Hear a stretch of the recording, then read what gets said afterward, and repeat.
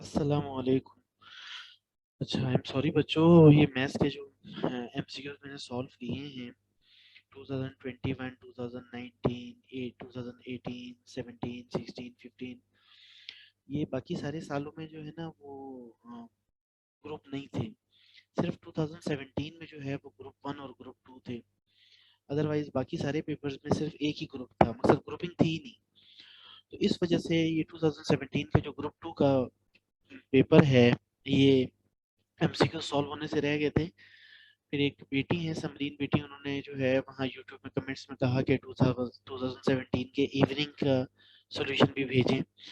तो फिर जो है ना, पहले तो मैंने उससे कहा कि भाई मैंने तो जो बोर्ड की वेबसाइट पे जो कुछ था वो सब भेज दिया, अपनी वेबसाइट पे भी पोस्ट कर दिया और यूट्यूब पे भी कर दिया। लेकिन फिर जाके मैंने जब बोर्ड की जो वेबसाइट से मैंने फाइल डाउनलोड की थी पास्ट पेपर्स की, मैथ्स की, वहाँ जाके जब मैंने देखा तो वाकई 2017 में मुझे दो ग्रुप मिले, ग्रुप 1 और ग्रुप 2। तो ग्रुप 1 तो मैंने ऑलरेडी जो है वो किया हुआ है 2017 के नाम से। ग्रुप 2 फिर मुझे जो है ना अभी इमरजेंसी में करना पड़ा, क्योंकि मुझे पता है अभी आपका पेपर है, 2 बजे आप लोगों ने पहुँचना है और अभी 11 बज चुके हैं। तो मैंने जल्दी-जल्दी से सॉल्व किया है, फिर मुझे टाइप करने का टाइम नहीं था। वैसे तो मैं यूँ करता हूँ कि मैं इन एमसीक्यूज़ को खुद वर्ड में टाइप करके फिर उसके बाद में सॉल्व करता हूँ और सॉल्यूशन लिखता हूँ। लेकिन ये मैंने फिर जो है ना वहीं पे पेपर के ऊपर ही जो है ना मैंने इसको सॉल्व भी कर दिया है और इसके निशान लगा दिए हैं करेक्ट आंसर्स के। तो मैंने कहा चले मैं जल्दी-जल्दी में एक वीडियो भी बना लेता हूँ। ये पहला एमसीक्यू है, आपके पास जो है ना एक कॉम्प्लेक्स नंबर दिया हुआ है और इसका मॉडुलस मालूम करना है। ये देखिए 2 लाइनें लगी हुई है ना साइडों पे, इसका मॉड या मॉडुलस मालूम करना है। जैसे मॉडुलस Z होता है ना, तो उसका फ़ॉर्मूला होता है इसका स्क्वायर प्लस इसका स्क्वायर। इसका स्क्वायर लेंगे, -1/2 का स्क्वायर लेंगे, फिर प्लस, फिर √3/2 का स्क्वायर लेंगे और स्क्वायर रूट ले लेंगे। तो इसका स्क्वायर आ गया 1/2 का स्क्वायर आ गया 1/4 और √3/2 का स्क्वायर आ जाएगा। ये जो √3 है, √3 तो स्क्वायर से कट जाएगा, 3 आ जाएगा और 2 का स्क्वायर 4 आ जाएगा। तो वो फिर इन दोनों को जनाब हम एलसीएम लेंगे, नीचे 4 ऊपर 1 + 3 हो जाएगा, क्योंकि नीचे 4 सेम है ना, तो ऊपर वाले एज इट इज प्लस हो जाएंगे। तो ये सॉल्व होके 1 आंसर आ जाएगा। सही है जी, बहुत आसान है।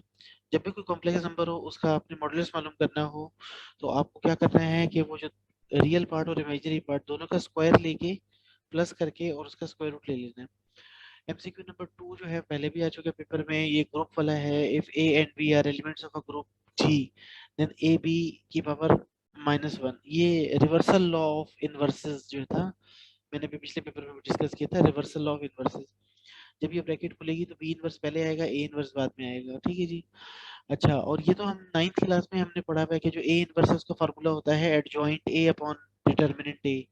ठीक है जी, ये वाला बहुत आसान है। ए इनवर्स का फार्मूला है adjoint A upon determinant A. चौथा एमसीक्यू है square matrix A said to be Hermitian. Hermitian कब होता है कि जब ए की बार का जो ट्रांसपोज है वो ए के इक्वल हो। और अगर ये होता, बी ऑप्शन होता, तो फिर यहाँ स्क्यू स्क्यू हर्मिशियन होता, तो फिर हम ये बी ऑप्शन सेलेक्ट करते। -a के ऊपर कब होता है, -a कब आंसर आता है जब स्क्यू हर्मिशियन हो, और ए कब आंसर आता है जब हर्मिशियन हो। और ये वाले दोनों आंसर अभी गलत है ये। फिर आगे पांचवा एमसीक्यू है if alpha beta are the roots of this, then the value of 4 alpha plus 4 beta. चले, हमने 4 अल्फा प्लस 4 बीटा मालूम करना है ना। हम क्या करेंगे, हमें पता है यहाँ पे ए 4 है, बी 5 है और सी -6 है। तो मैंने पहले अल्फा प्लस बीटा मालूम किया। अल्फा प्लस बीटा का फॉर्मूला होता है -b अपॉन ए। बी क्या है, 5 है, तो -5 अपॉन ए, ए 4 है। ये आ गया मेरा किसका, a plus b, alpha plus beta का आंसर। अब मुझे मालूम करना है 4 अल्फा प्लस 4 बीटा, इसमें से 4 कॉमन ले लो। तो इसका मतलब है अगर मैं 4 को अल्फा प्लस बीटा से मल्टीप्लाई करूंगा, तो देखिए मैंने 4 को अल्फा प्लस बीटा का जो आंसर था उससे मल्टीप्लाई किया, 4 से 4 कट गया, -5 आंसर आ गया। तो 4 अल्फा प्लस 4 बीटा का आंसर है -5। ये मैंने निशान लगा दिया, ऑप्शन बी। ठीक है जी। If omega is cube root of unity, तो इसका आंसर पूछ पूछ रहा है वो। तो ये ओमेगा की पावर 28 है ना, तो ओमेगा को अलग कर दो।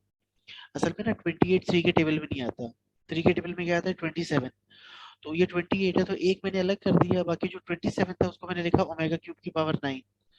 ठीक है, और ओमेगा क्यूब की जगह हम क्या रखेंगे, 1 रखेंगे। ओमेगा क्यूब 1 के इक्वल होता है, तो 1 की पावर 9 1 होता है। इसी तरह यहाँ पे ओमेगा की पावर 29 है, इसे मैं लिखूंगा ओमेगा स्क्वायर डॉट ओमेगा की पावर 27। अभी मैं यहाँ पे इसलिए पूरा नहीं किया कि जगह थोड़ी थी। तो इसको मैंने लिखना था ओमेगा स्क्वायर डॉट ओमेगा की पावर 27, फिर ओमेगा की पावर 27 को लिखना था ओमेगा क्यूब की पावर 9। ओमेगा क्यूब की जगह 1 रखेंगे, 1 की पावर 9 1 आ जाएगा, और ये ओमेगा स्क्वायर से मल्टीप्लाई करके तो ये आ जाएगा 1 प्लस ओमेगा स्क्वायर। ये किसके इक्वल होता है? 0 के इक्वल होता है। आपको पता है sum of cube roots of unity जो है वो 0 होते हैं। 1 प्लस ओमेगा स्क्वायर 0 के इक्वल होता है, ये याद रखें। तो ये 0 आंसर आ गया, तो ऑप्शन बी करेक्ट है। फिर इसके बाद यहाँ एमसीक्यू नंबर 7 है द पार्शियल फ्रैक्शन। इसका पार्शियल फ्रैक्शन मालूम करना है। तो यहाँ पे ट्रिक क्या है कि ये जो एक्स स्क्वायर माइनस 1 है ना, इसके फैक्टर बनेंगे। ये जो एक्स स्क्वायर माइनस 1 इसके फैक्टर बनेंगे एक्स प्लस 1 और एक्स माइनस 1। फिर ये एक्स प्लस 1 और एक्स प्लस 1 दो दफा आ गया, तो एक्स प्लस 1 का होल स्क्वायर आ जाएगा। तो अब जब ये सपोज करते हैं पार्शियल फ्रैक्शन का क्वेश्चन सॉल्व करते हुए, तो जिसके ऊपर पावर होती है उसका हम पहले लिखते हैं a अपॉन 1 पावर, यानी a upon without power plus b upon 2 power. इसकी 2 पावर है ना, x प्लस 1 की का स्क्वायर है ना, तो a अपॉन सिंगल पावर, यानी जो पावर है ही नहीं, या 1 पावर है, प्लस b अपॉन फिर इसकी 2 पावर, और फिर प्लस c अपॉन जो अगला फैक्टर है। ठीक है, तो इसमें जो है बाकी तो कुछ इस जैसा है ही नहीं। और वैसे भी अगर आप इसके फैक्टर खोल दोगे, आप इसके फैक्टर बना दोगे, तो 3 आ गए ना, ये रहे 3 है। तो ये तो 3 है, और ये भी 2 वाला है, ये भी 2 वाला है, ये भी 2 वाला है। ये तो 3 अलग अलग, क्योंकि ये तीनों लीनियर फैक्टर है। लीनियर फैक्टर के लिए सिर्फ ए बी सी होता है, ये बी एक्स प्लस सी नहीं होता। ठीक है, तो ये आंसर है हमारा। अच्छा, आगे जो है ना अर्थमेटिक मीन कह रहा है यार, ए और ए 1 अपॉन ए और 1 अपॉन बी के दरमियान। तो अर्थमेटिक मीन का फॉर्मूला क्या होता है? दोनों को प्लस करो, 2 से डिवाइड कर दो। तो हम इन दोनों को प्लस करेंगे, 2 से डिवाइड करेंगे। जब मैंने इन दोनों को प्लस किया तो ये फ्रैक्शन में थे, मैंने इनका एलसीएम ले लिया। जब मैंने इनका एलसीएम लिया, एलसीएम लेने पे आया a plus B upon A B, और ये जो नीचे 2 था इसको मैंने 2 अपॉन 1 लिख दिया। अब जब ये ऊपर जाएगा, या नीचे से, ये भी ऊपर भी फ्रैक्शन है नीचे भी फ्रैक्शन है, तो जब ऊपर भी फ्रैक्शन हो नीचे भी फ्रैक्शन हो, जब ये नीचे से ऊपर जाएगा तो ये रेसिप्रोकल हो जाएगा, ये 2 अपॉन 1 1 अपॉन 2 हो जाएगा। तो 1 इससे ऊपर मल्टीप्लाई होगा, 2 इससे मल्टीप्लाई होगा, तो ये आ जाएगा a plus B upon 2 A B. ये ऑप्शन सी करेक्ट है। 9 एमसीक्यू है, if A G H have their usual meaning and A and B are positive distinct real number. अच्छा, अगर ये पॉजिटिव होंगे तो ये वाला ठीक होगा, ठीक है, और अगर ये नेगेटिव होंगे तो ये वाला ठीक होगा। पॉजिटिव में ए सबसे बड़ा होता है, फिर उससे छोटा जी होता है, सही ना, ए बड़ा है जी से, जी बड़ा है एच से, ये पॉजिटिव में होता है। नेगेटिव में क्या होता है? ए छोटा है जी से, जी छोटा है एच से, ये वाला नेगेटिव में होगा, ये वाला पॉजिटिव में, बस ये याद रख लें। पेज नंबर 223 पे लिखा हुआ है, प्रूव हुआ है बकायदा इसका आपकी बुक में। एमसीक्यू नंबर 10 है, if A and B are disjoint. अच्छा, डिसजॉइंट को जो है ना, बिल्कुल ये सेम है जैसे म्यूचुअली एक्सक्लूसिव होता है। डिसजॉइंट का मतलब म्यूचुअली एक्सक्लूसिव है, यानी इनका आपस में कोई कॉमन नहीं है इनमें। तो अगर P of A union B मालूम करना है, तो अगर ये म्यूचुअली एक्सक्लूसिव है या डिसजॉइंट है, तो सिंपल आ जाएगा P A plus P B. क्यों? इनमें कुछ कॉमन है ही नहीं, तो ये वाला कॉमन वाली चीज तो आएगी नहीं ना, और माइनस भी नहीं होगा, प्लस ही होगा ये। अच्छा, if two dice are thrown simultaneously, अगर आप दो छक्के फेंकते हैं, सही है, then number of elements in the sample space क्या होगा? 36 होगा। क्यों? देखें, पहले का हम ये करेंगे कि यार अगर फर्स्ट करेंगे जो पहला डाइस है उस पे 1 आ गया, तो दूसरे पे क्या आ सकता है? 1 भी आ सकता है, 2 भी आ सकता है, 3 भी आ सकता है, 4 भी आ सकता है, 6 पॉसिबिलिटीज हैं। जब पहले पे 1 आएगा तो दूसरे की 6 पॉसिबिलिटीज हैं, तो टोटल 6 हो गए। फिर जब पहले पे 2 आएगा, फिर दूसरे पे 1 से लेकर 6 तक कुछ भी आ सकता है, फिर 6 पॉसिबिलिटीज। तो 1 के लिए भी 6 पॉसिबिलिटीज, 2 के लिए भी 6 पॉसिबिलिटीज, 3 के लिए भी 6 पॉसिबिलिटीज, 6 तक चलते जाएं। तो 1 से लेकर 6 तक 6 के लिए, हर एक के लिए 6 पॉसिबिलिटीज, 6 6 36 आपका सैंपल स्पेस आएगा। अच्छा, इसमें फिर आगे है इसका ऑप्शन जो है ना डी है। 12 एमसीक्यू है, the number of terms in the expansion. ये जो है ना इनफाइनाइट, जब ये मॉड एक्स जो है ना लेस देन 0 हो ना, तो ये इनफाइनाइट सीरीज होती है, ठीक है। तो इसमें इनफाइनाइट जब इसको हम करें, इसमें नंबर ऑफ टर्म्स इनफाइनाइट आएंगी।